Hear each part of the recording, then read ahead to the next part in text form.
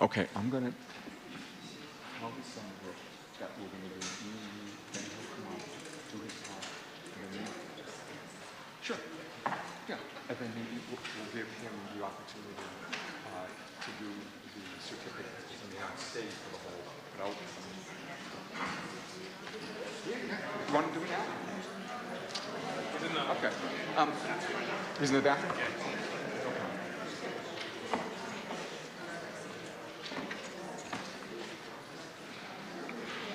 Thank you, everybody. The senator is actually just about here. We are going to begin the program in just a minute or so with Pauline, and then I'll talk a little bit about the Federation, and then we'll go right into the senator because we don't want to, obviously, keep him delayed since he was so kind to be here with us this morning. So give us 1 minute, and then Pauline will welcome everybody.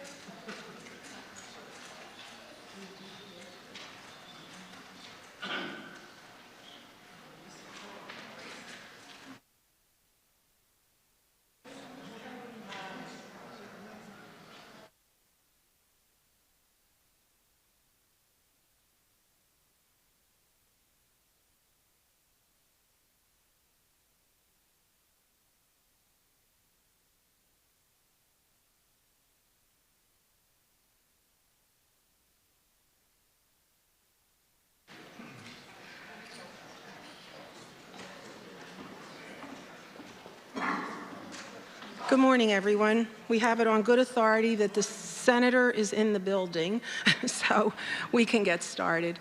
I am so happy to see everyone. I can't believe what a great turnout. I hope that you enjoyed your food, and there will be time after to grab some more, some coffee, some dessert. Most of you know me. I'm Pauline Zimmerman, and I'm very proud to be the president of the Jewish Federation of Western Connecticut.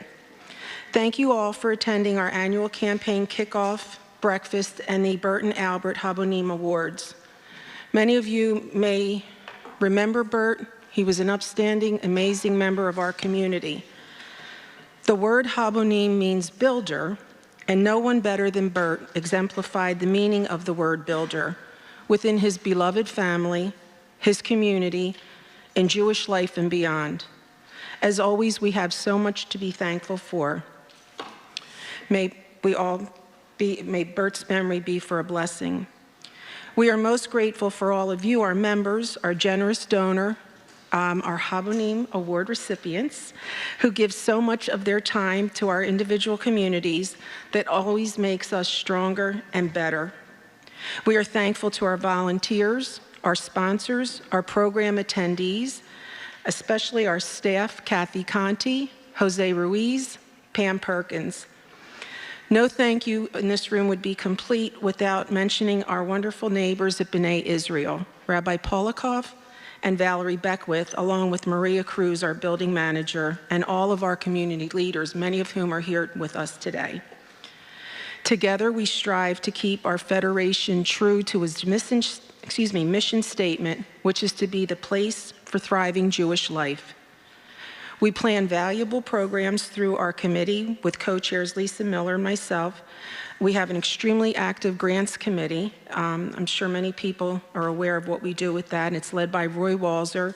Jane Mahler's here, Lisa Miller's here, some of our committee members. I apologize if I didn't see anyone else. Matt Magida. I want to thank Stephen Reps for taking on the technology part of today. And we are extremely thankful to our committed board members, Eric Albert, Rachel Albert, Roy Walzer, Lisa Miller, Matt Magida, and Chaim Gewurtzman. Now I'd like to introduce Gary. He's our director, who will just talk a little bit about our federation and what we do, and then hopefully Senator Blumenthal will make his way here too. Oh, he is. Oh my gosh, welcome. You snuck in on us. Hi, thank you for coming. Thank you. Thanks, Gary.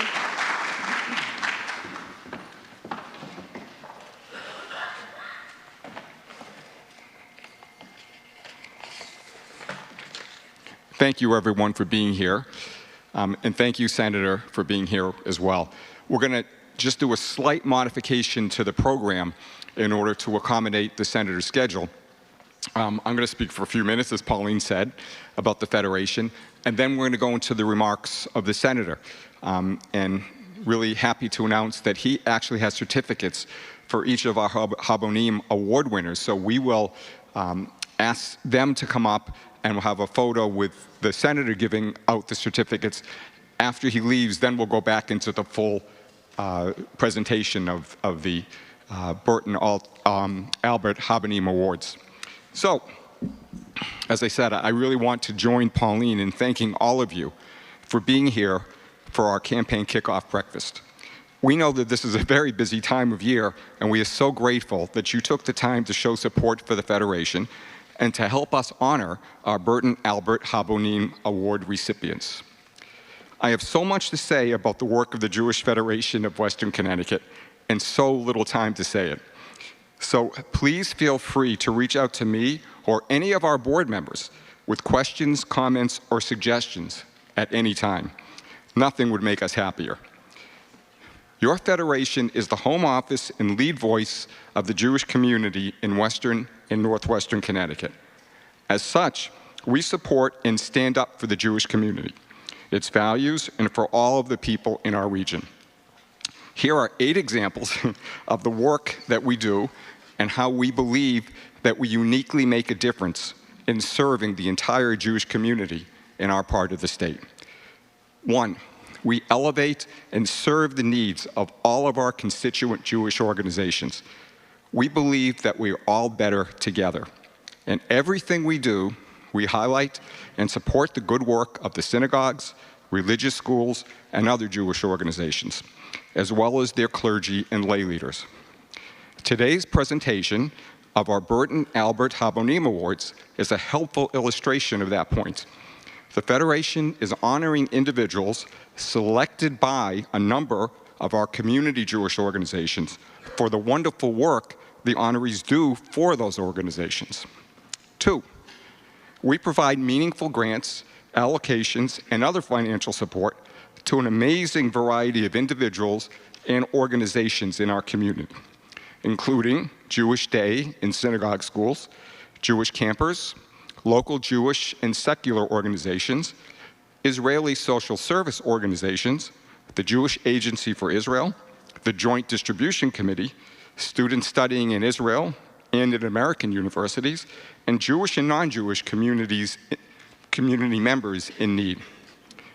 3, we provide a wide variety of Jewish education and social programs that offer enrichment, community building, and just plain fun. In the past year alone, highlighted by our Yom HaShoah program, Women's Seder, and Campaign Kickoff programs, well over 1,000 people have participated in our programming, either in person or in Zoom. 4, through JFACT, a nonprofit organization founded by all 7 of the Connecticut Jewish Federations, your Jewish Federation of Western Connecticut furthers its mission by engaging in political advocacy and leadership. This year, we worked with the congressional delegation to increase federal funding for the Nonprofit Security Grant Program and helped to organize a very successful trade mission to Israel, led by Governor Ned Lamont. The trade mission was a success in terms of enhancing business relations between Connecticut and Israeli businesses. Just as important, it sent a clear message that our governor and Connecticut are proud to be associated with the Jewish state. 5, the Federation takes a lead role in mobilizing community support for Israel and helping others to understand Israel and the challenges it faces from its neighbors. 6, we stand up for the Jewish community and support victims of anti-Semitism, whether it occurs in Waterbury, Southbury, Danbury, Newtown, or at Yukon. In Connecticut, our Jewish federations organized a Shine a Light on Anti-Semitism program that lasted during the 8 days of Hanukkah to raise attention to the growing impact of anti-Semitism. In connection with that program, our governor held a press conference in support of our efforts and specifically endorsed the IRA definition of anti-Semitism, which makes it clear that some forms of anti-Israel speech can correctly be labeled as anti-Semitism. 7, during my tenure at the Federation, we have been taking a lead role in educating our community about the increasing need for enhanced security for Jewish institutions. However, during this past year, the Federation put its money where our mouth is. Your Federation, together with the Jewish Federations of Greater New Haven, Greater Stamford, and Greenwich, contracted with SCN to provide us with a full-time, highly trained, professional regional security advisor. Mike Shanbrom has been on the job for nearly a year and has provided countless security threat assessments and trainings to Jewish organizations throughout Western and Northwestern Connecticut. We are thrilled to be able to report that our community's Jewish leadership is embracing the opportunity to upgrade the security of their institutions. And I am proud that your Federation has hired a professional regional security advisor for the benefit of our entire community at no cost to our Jewish institutions. I am so grateful to the Federation's Board of Directors for agreeing to fund this critical program.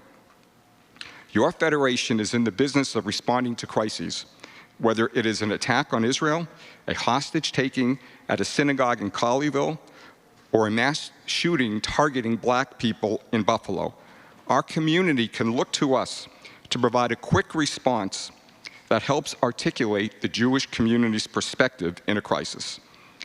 Perhaps the best example this year, however, is the response to the war in Ukraine. The National Federation System, with our relationships with the Joint Distribution Committee and the Jewish Agency, was in a uniquely good position to provide immediate help to Ukrainian refugees, both Jewish and non-Jewish, escaping to neighboring countries, whenever and wherever that help was needed. So far, more than $73 million has been raised by federations across North America to support that effort. I thank the many of you in this room who contributed to our Ukraine Crisis Fund. And of course, we are so appreciative of your ongoing support of the Federation. So I hope this talk, although brief, helps to demonstrate the importance of the Federation to the Jewish community in Western and Northwestern Connecticut, and that the Federation deserves your continued support. Thanks again for being with us this morning, and I know that you will enjoy the rest of the program. Thank you.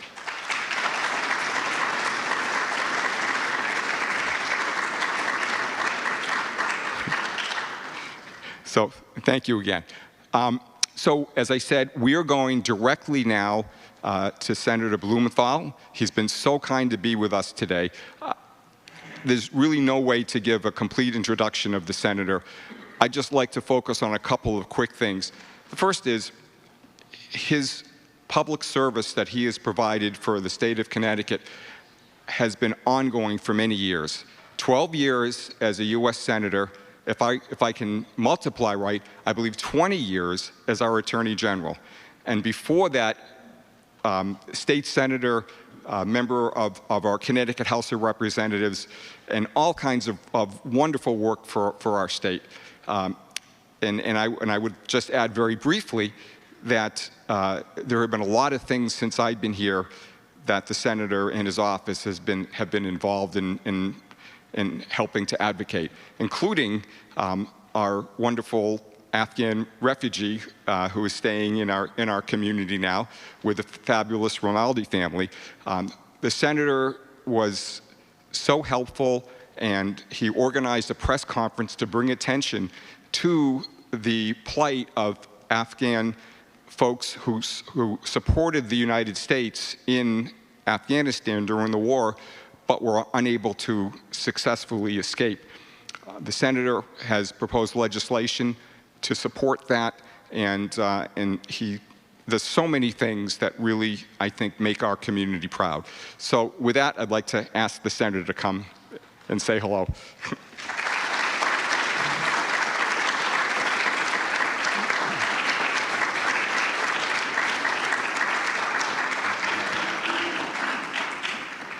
Thank you so much, Gary, for that really wonderful introduction. Thank you for your invitation to be here today. Thanks to Pauline Zimmerman and all of you for your graciousness and for recognizing 4 outstanding individuals. And I have certificates of special recognition from the Senate of the United States for each of them. And I will,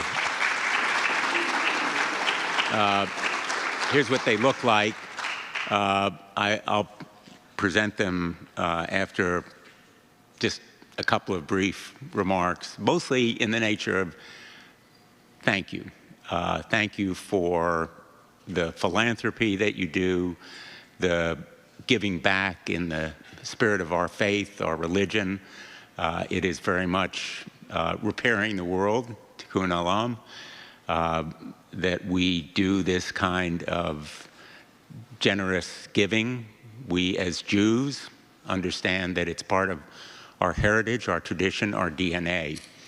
And I want to thank you particularly for welcoming the family of Nilab Hanafi, and I want to say a particular thanks to Mario and Lena, who have hosted them in their homes, and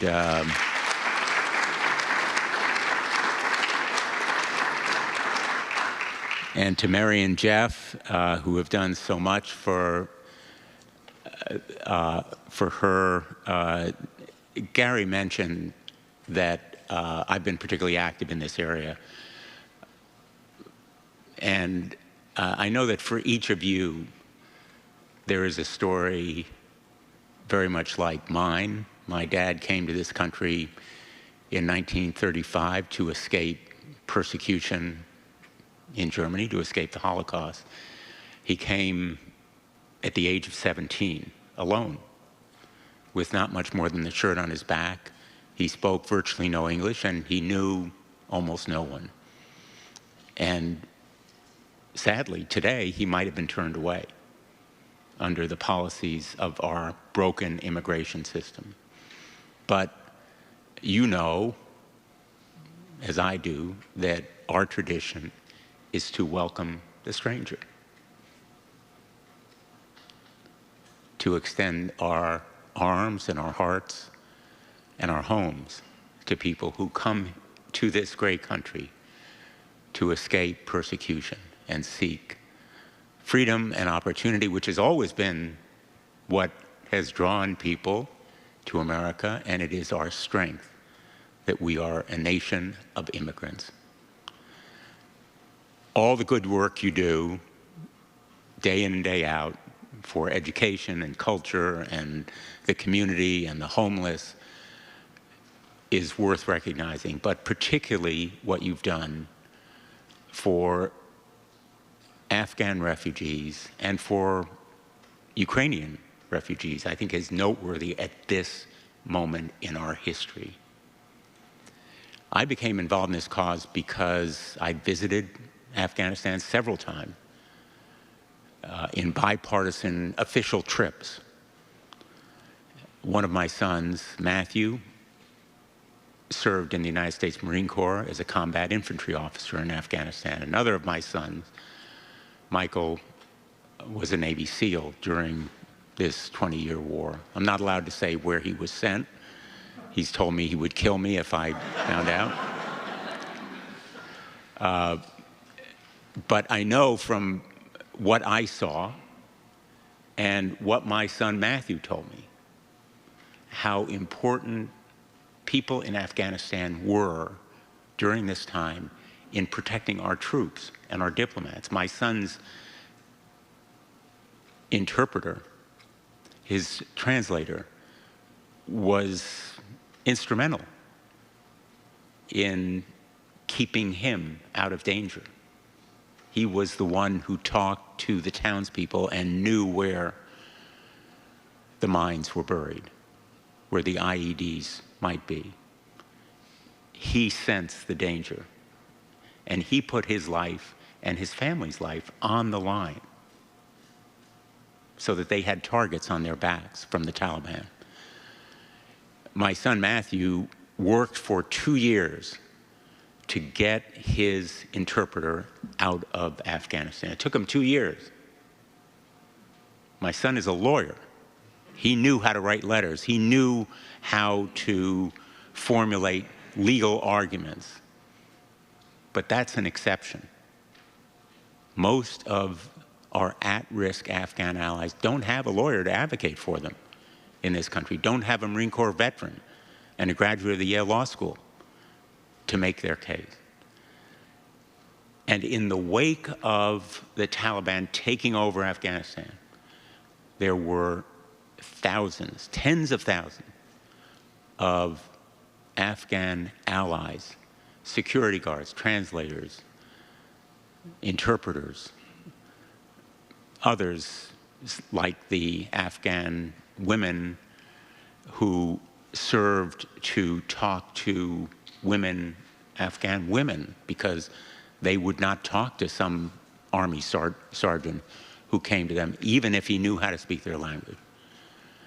And so this is an imperative for our country. And I became involved in helping to get charter planes into Afghanistan in the days following the Taliban takeover. We worked with NGOs, the private organizations. We worked with former intelligence community members of our country and others, and we worked with veterans, because the most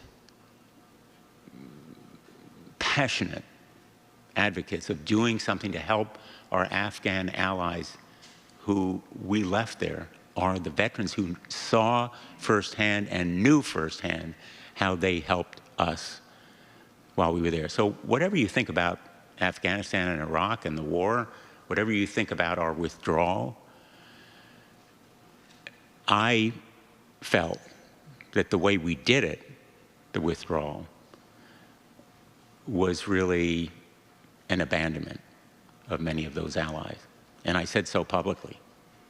I spoke to the Secretary of State. I spoke to everyone who would talk to me, including the President of the United States, about this situation. And we have somewhat improved, but still thousands of those refugees remain. This abandonment of responsibility, if we fail to act more vigorously, will be forever a stain on our character, on our moral character as a nation.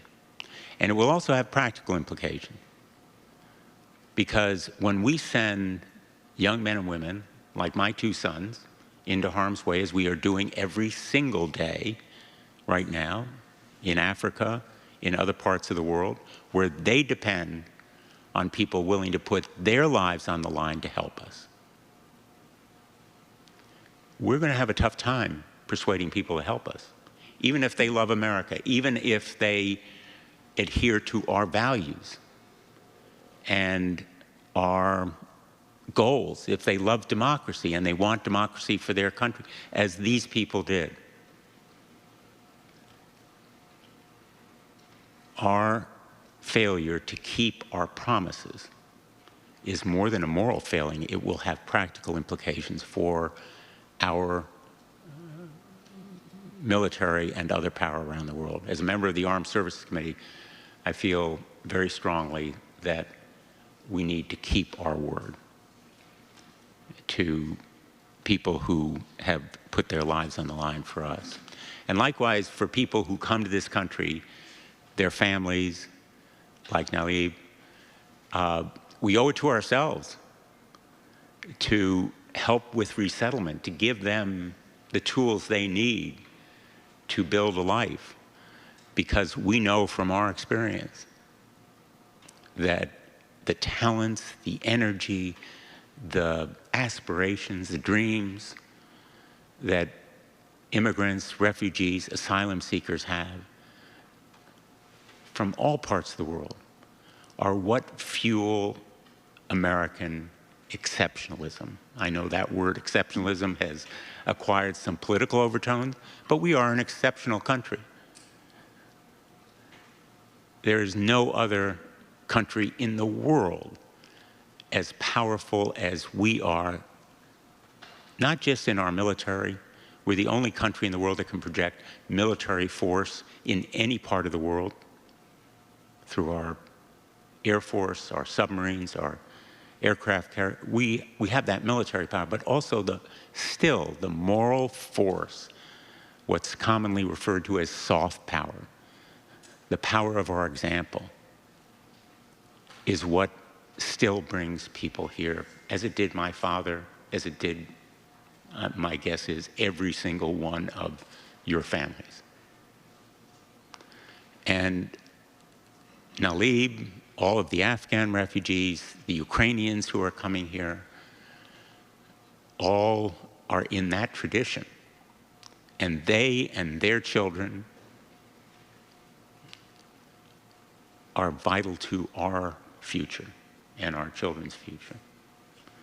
So this is a long-winded way of saying thank you.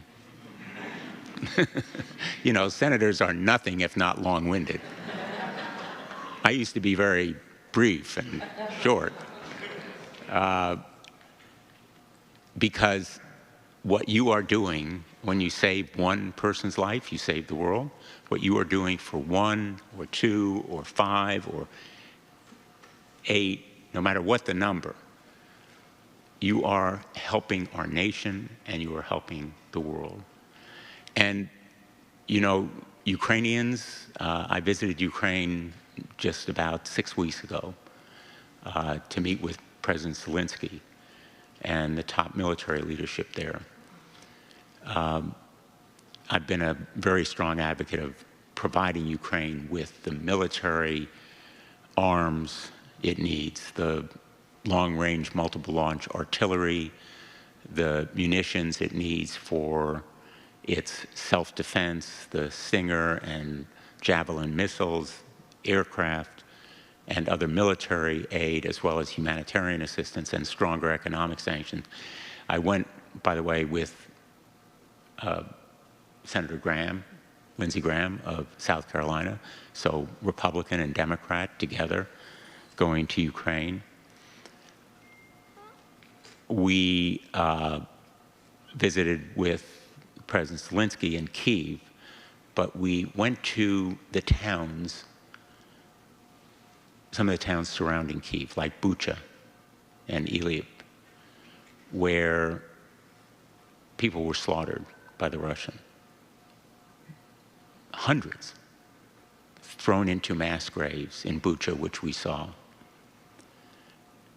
Their arms and hands tied behind their back, women and children, some of them trying to get bread and other food, slaughtered by Russian soldiers. Genocide, because they were slaughtered simply because they were Ukrainian. And the Russians were, in effect, retaliating against these civilians because of their losses from the Ukrainian military as they tried to take over Kyiv. This kind of war crime, genocide, reminded me very much of what we've seen in other parts of the world, what we saw in the Holocaust, and it brought home to me what my father used to say, that this kind of criminality and brutality, inhumanity can occur anytime, anywhere. And I'll just leave you with this thought. We are in a dangerous time now in this country because that same extremism has taken hold here. We've seen waves of it in our history before: anti-Semitism, white supremacy, the virus of hatred, the lack of respect for humanity, which culminated in January 6th, but also in other instances of violence in this country. Put aside the politics, the intelligence community will tell you that the most persistent and lethal threat to our internal security is violent extremism in this country. You know, it used to be terrorism from outside.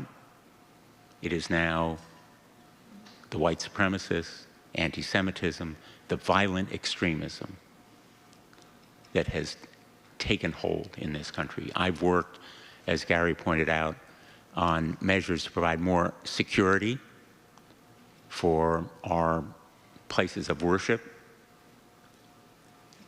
Unfortunately, it's a fact of life that we need that security. I've also worked on hate crime legislation to provide stronger penalties. And in fact, I've worked with my colleague Mazie Hirono of Hawaii, because there was, you'll remember about a year ago, a rash of anti-Asian violence. What we recognize is that anti-Semitism, anti-Muslim, anti-Asian, anyone can be a target. And we know from our history that Jews are so often a target of hate crimes. And that's one of the reasons why I helped to take the lead with Senator Hirono in increasing the penalties, providing more training and assistance to local police. I've been involved in this issue a number of times here in Connecticut. My friend Rabbi Ginsburg of Waterbury knows that Waterbury has seen, as have other cities in our state, these kinds of incidents of hate crimes, swastikas on our shuls, or other instances directed against people personally.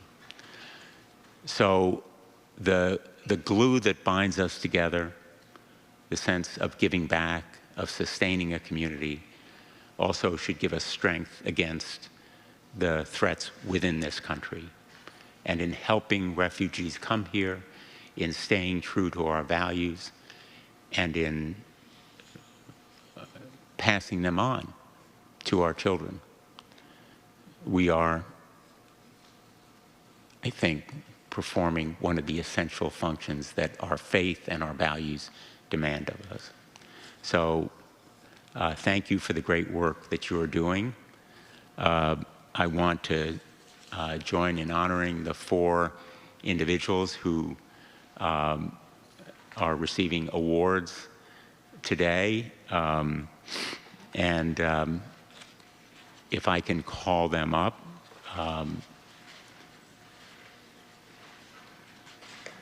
Kathleen Peck Marks, Chana Bassman, Patty Berkowitz,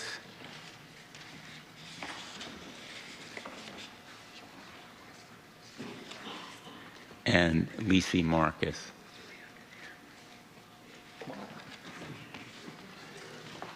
Thank you. So, that's Patty.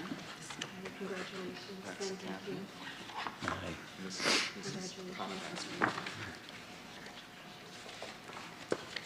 Senator Kessler will take it from Lisa Marcus, who could. Okay.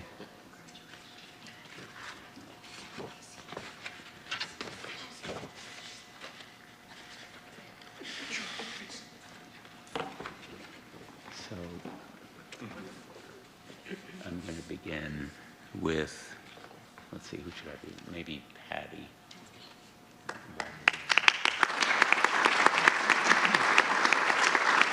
And then Kathleen.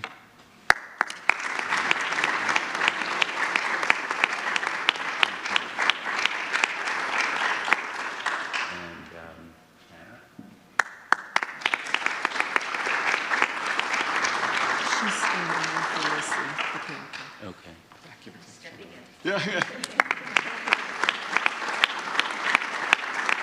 Well, thank Thank you. Thank you all. Thank you for your great work. I know you're going to hear in detail about why they're being honored, but thanks for letting me go a little bit out of order. And congratulations and thank you to you all. Thank you. Thank you so much. We appreciate everything.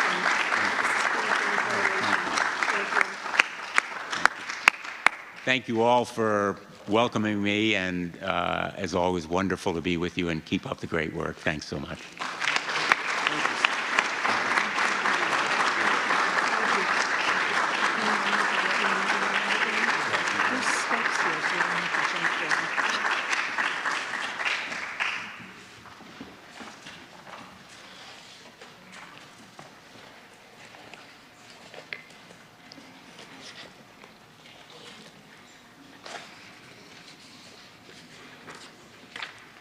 Let's just take 1 minute. The senator is saying hello to Nilab and the Rinaldi family. We want to give him a minute to do that.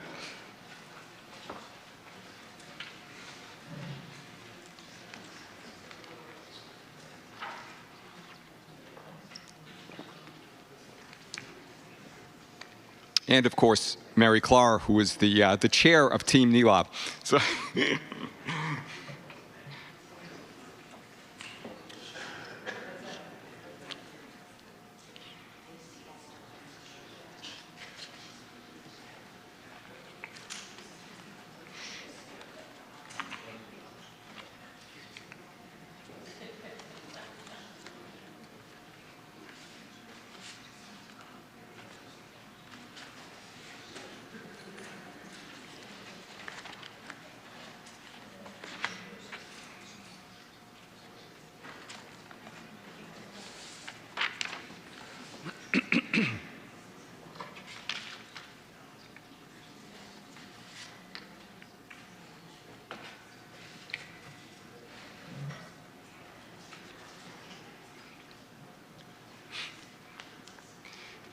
Thank you for your patience.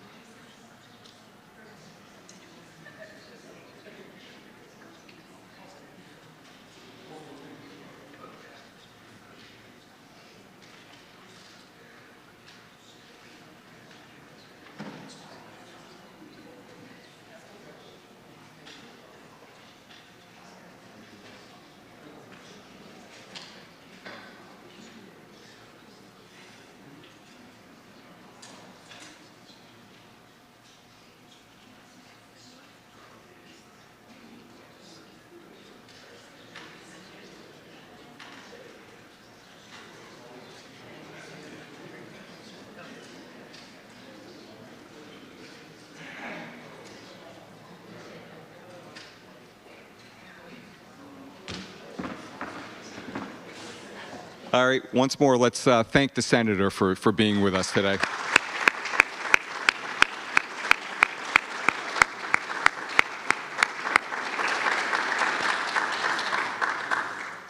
Okay, we're going to begin the Burton Albert Habonim Awards ceremony for this year. As hopefully most of you remember, this is the second year that the Federation has bestowed Habonim Awards. What is new this year is that the Federation has decided to name the awards in honor of a pillar of our community, Burton Albert, who sadly passed away in 2019. I would like to share with you why we have made that decision.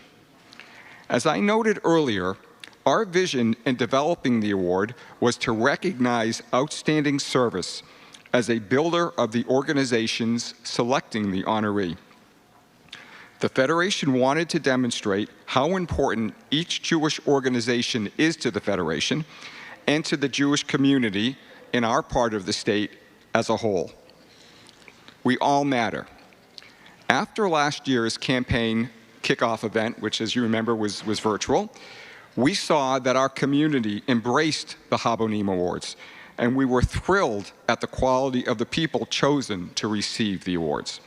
As a result, we knew that we wanted the Habonim Awards to be a regular part of our annual campaign kickoff event. As a result, Pauline came up with the notion of naming the Habonim Awards so that we could also continue to honor the memory of Burton Albert. As most of you know, Burt was both an important and beloved figure in our community. He was deeply involved with, and often with his wife Sylvia, honored by so many important institutions, including Federation, B'nai Israel Synagogue, St. Mary's Hospital, the Harold Lever Cancer Center, the United Way, and the Connecticut Community Foundation. Through my work with ADL, I had the chance to get to know Burt and understand his deep love for his community, for Israel, for Sylvia, and for his entire family, all of whom continue to carry out Burt's commitment to the Jewish community. Burt was truly a builder of this community in so many ways. In fact, he and his family were instrumental in the building of this very campus. All of us who knew Burt recognized that, for all his accomplishments and his leadership skills, one of his greatest assets was the way he related to people, all people. He always treated people with such grace and warmth. He respected and appreciated everyone, and everyone certainly respected and appreciated Burton Albert. In truth, Burt was not only a community builder, he was also truly a relationship builder. In so many ways, Burt is the perfect person to associate with our Habonim Awards.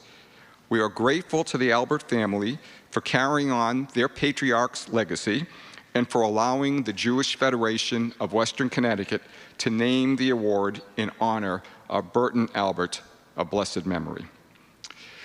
So that's why we have the new name, and I'm very excited now that we can begin the formal presentation of our Burton Albert Habonim Awards. So the first award winner is Lisi Green Marcus. Unfortunately, fortunately for her, unfortunately for us, she has a family wedding this weekend, so she could not be in attendance. However, I am happy to introduce Cantor Penny Kessler, the spiritual leader of the United Jewish Center, who will explain why Lisi is the Burton Albert Habonim Award winner for UJC. Cantor Kessler, please come up.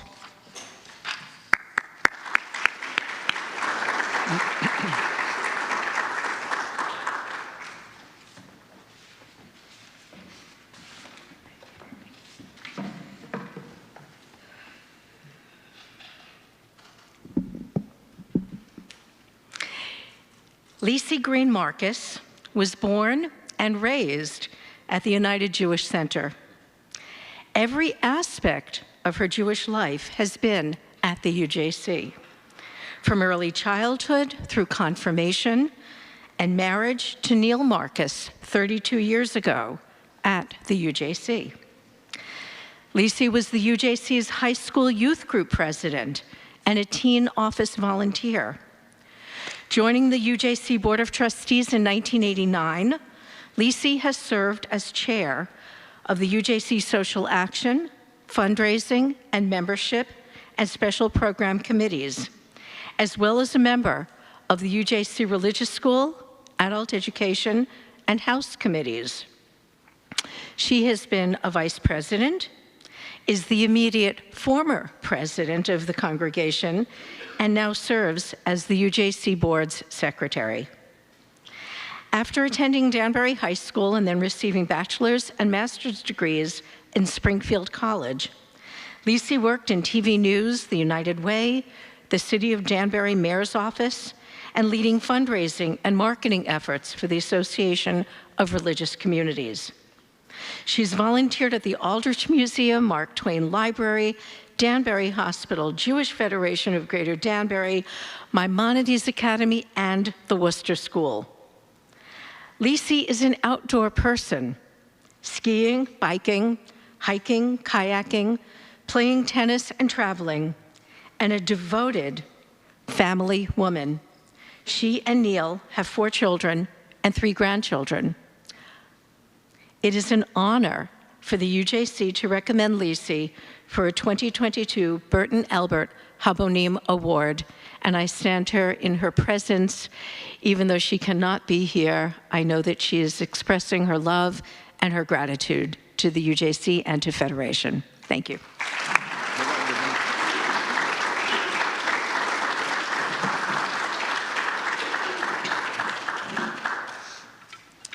We will be getting these beautiful tzedakah boxes personally engraved for each of the award winners, but we have one without the engraving that we'll use for photos today.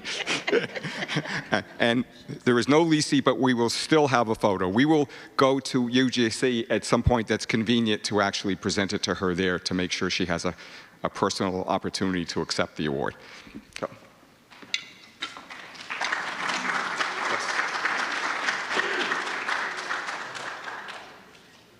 Thanks.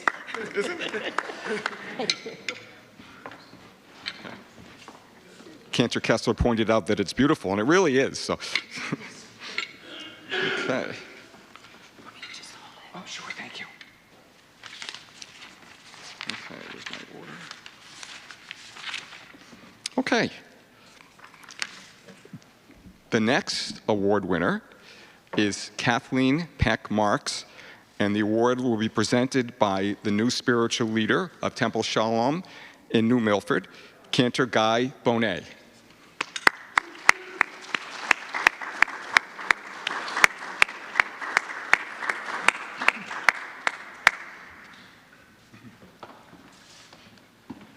Thank you very much. So when Gary told me about this award, it didn't take long to come up with Kathy's name. And I want to speak a little bit more from the personal point of view today. First of all, because everybody knows Kathy, I think. And second of all, I'm new here, you know, just a few months. And it was such... I am very grateful for the way that Kathy accepted me here and helped me and showed me around. I think that after the maybe first week, I got to know maybe half of the world, something like that, because Kathy knows everybody. Yeah, and I think that it made my life much, much easier, and it was a celebration every day. So Kathy, when I arrived here, she took me to different shows, showed me, introduced to me different people, and made me really fall in love with this place. I think that I came from Long Island, so it wasn't so hard, but it was definitely a celebration every day that I was here. Then I learned about the story of Kathy and David. It's a beautiful love story that one of the most beautiful ones. You know, they were friends for about 10 years, and then they got married afterwards. And except, you know, I think Romeo and Juliet, maybe this is the most beautiful one. But Romeo and Juliet were too young for this, so this one is the better. David was a Holocaust survivor and Auschwitz survivver. He was loved by everybody. I didn't have the honor to get to know him. I arrived after he passed away. But just last week, last Sunday, was it last Sunday or 2 weeks ago? The 14th. Yeah, the 14th, yes.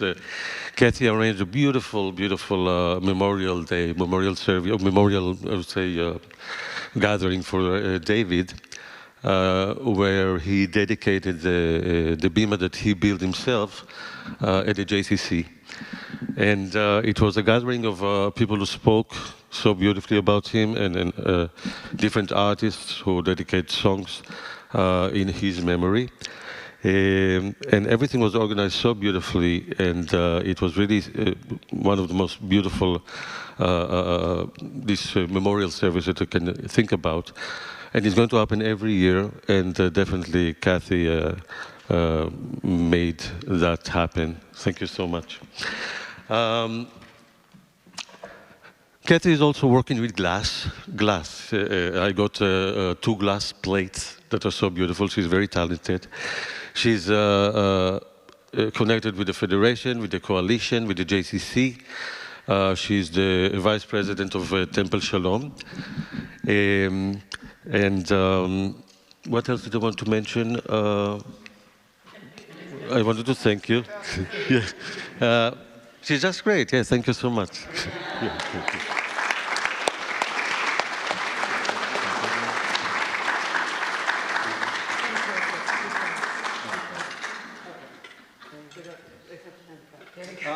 Yeah, we're just taking it back. Thank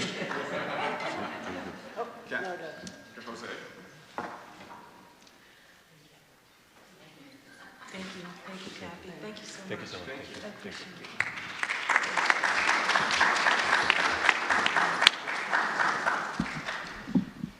Thank you. Okay, so the next presentation is for Mrs. Chana Bassman, and will be presented by someone I've known for, I think, since I was about 4 now, Rabbi Aaron Kaufman of Yeshiva Gedolah of Waterbury. Please come up.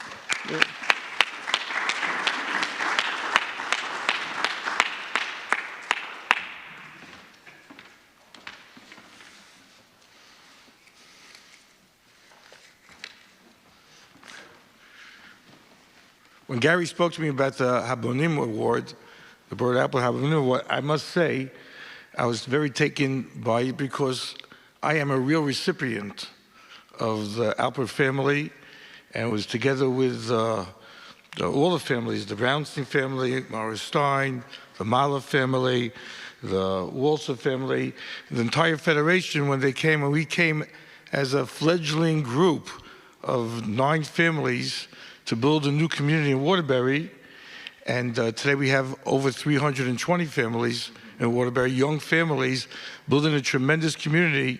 We couldn't have done it on our own. We needed a lot of guidance. We were really immigrants. The senator spoke about immigrants. We were immigrants. And we had great advisors. And Burl Appert, really, the whole family, they came out and they guided us in the right way, both with the government, with the community, with the Federation. So we're the real recipients of the Habonim. So I felt responsible to appoint somebody who really represents the Habonim. And till today, I'm still friendly with Keith, is one of my best friends, and he has my back. He has my back all the time. We're really neighbors. And it's a wonderful relationship that we developed with the Federation, with the entire community. And I must mention Rabbi Harris at the time, who was the rabbi in Waterbury and very involved in the Federation. And him together with his wife, Rona. Rabbi Harris unfortunately passed away, but Rona is still living in Israel, in Netanya, and we keep emailing and speaking to each other constantly. And they really introduced us, and they were the real Habonim of the entire community. There's Gary, of course, I know for 23 years, and he was the architect, and he wrote the lease and worked with the government in order that we should get that former UConn campus. And he's been a tremendous and a close friend and an advocate for all those years. And together, side by side, hand by hand, we work with the Federation, and the community owes so much to the Federation. And we'd love to continue working with the Federation. Let's talk about Mrs. Bassman.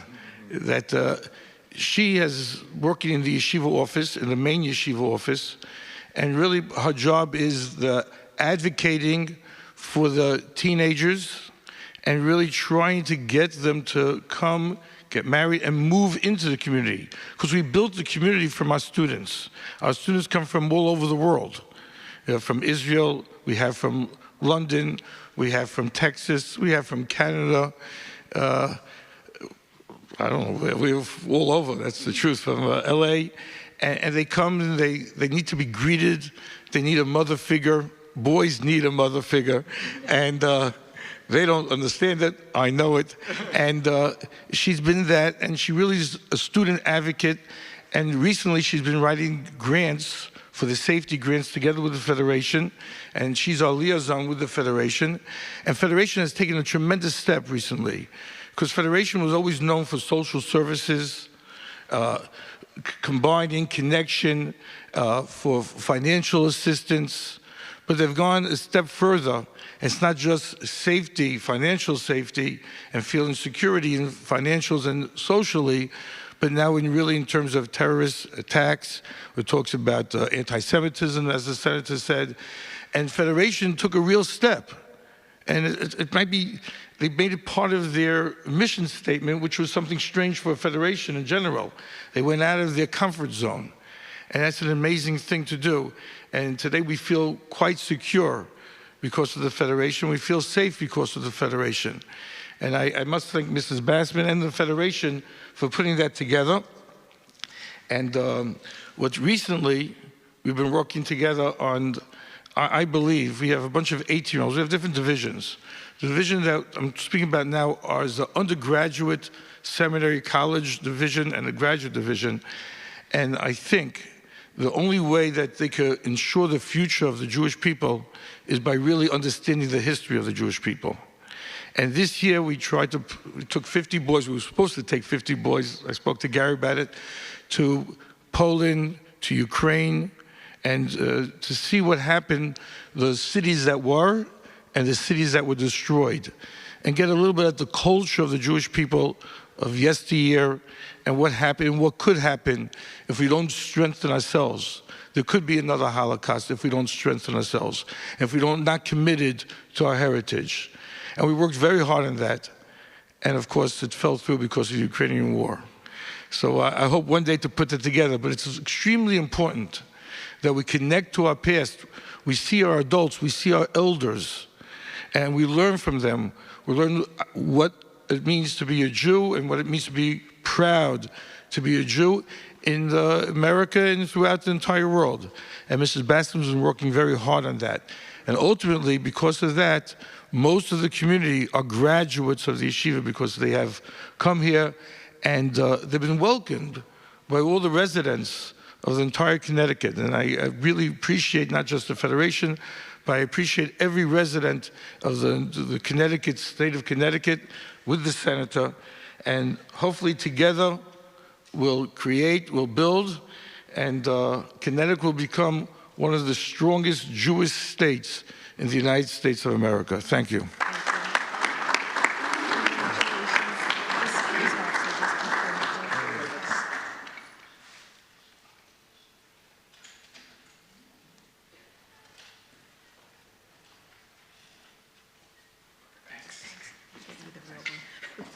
Thank you. Do you want to say anything, Mrs. Kennedy?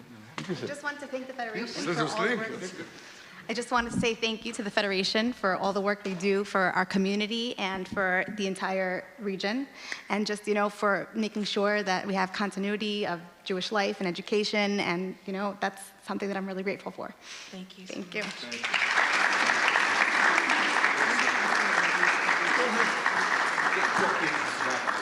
Yep, thanks. I just pushed Gary aside because the next awardee, recipient, and the person to give her the award are so very dear to me. I'd like to call up Rabbi Eric Polikoff from B'nai Israel, and I happily call up Patty Berkowitz.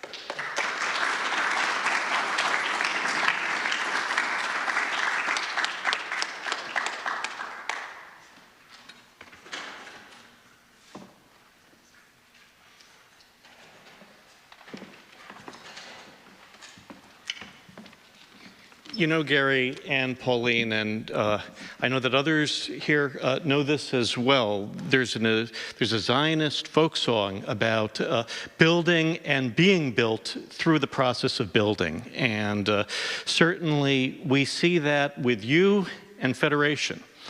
So right before acknowledging Patty, look at this. We are so many different institutions within our greater area, and we are here with the same mission. We're all kvelling over the leaders who we honor today. And so we thank you for your building and for your leadership, which makes this happen, and for this very successful event.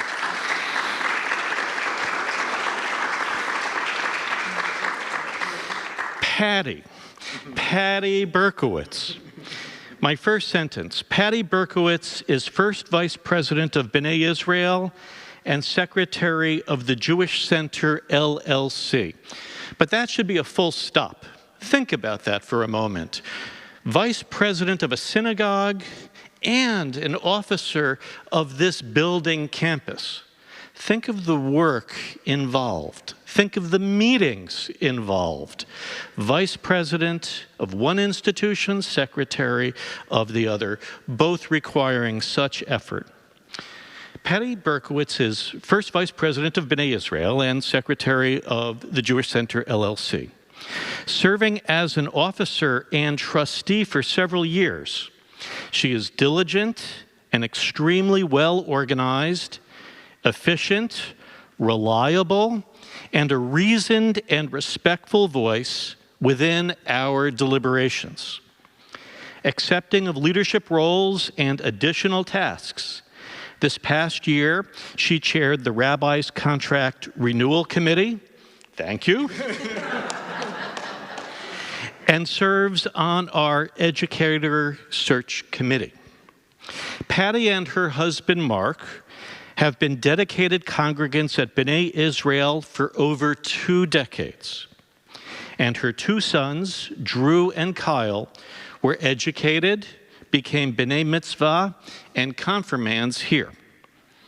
Patty's professional work is as a high school special education teacher, and she has long taken an active interest in our religious school.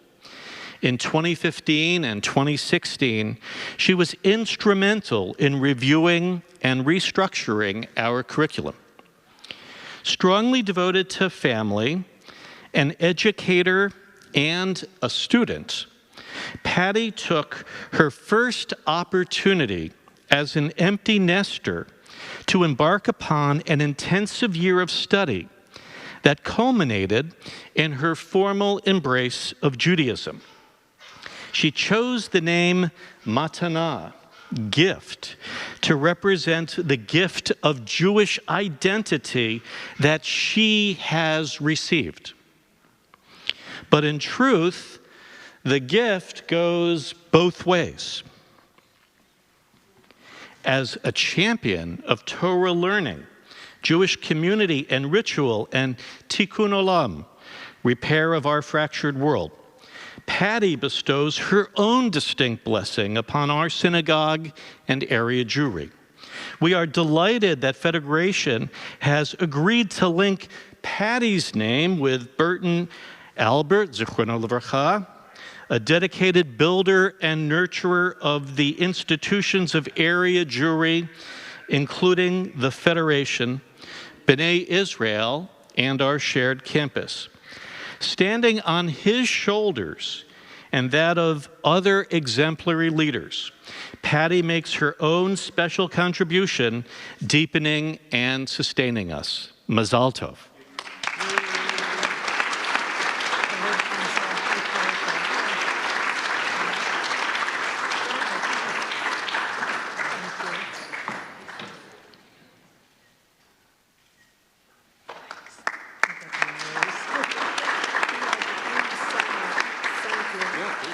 I would very briefly just like to thank the Federation. Pauline and Gary, you are 2 of my favorite people, and people I rely on, and all the work that you do. I know the the tireless hours that you put in, and Rabbi, and my entire B'nai Israel family. I greatly am honored to accept this, and thank you for your leadership and your guidance, and Stephen and the executive board and the LLC and all the members of the community. I'm really humbled. Thank you. And my husband, I'm not supposed to forget him either, but he's part of the family, so. Well, Lisa's going to come. Lisa's going to do a quick close. Sure.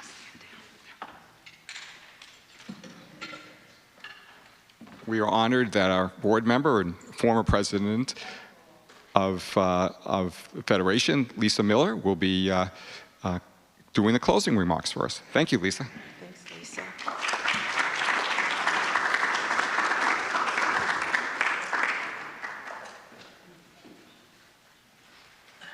I'd like to thank you all for joining us this morning for the campaign kickoff breakfast of the Federation.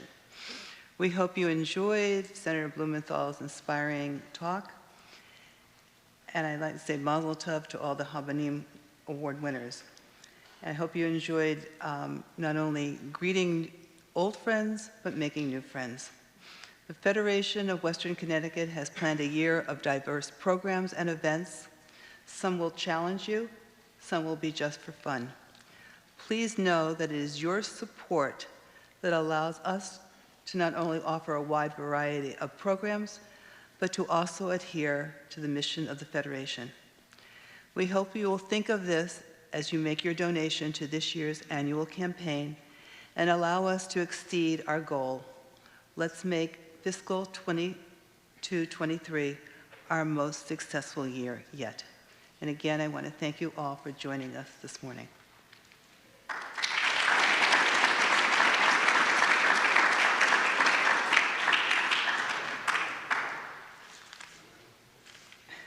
And please continue, go back to your table. Do you want to continue eating or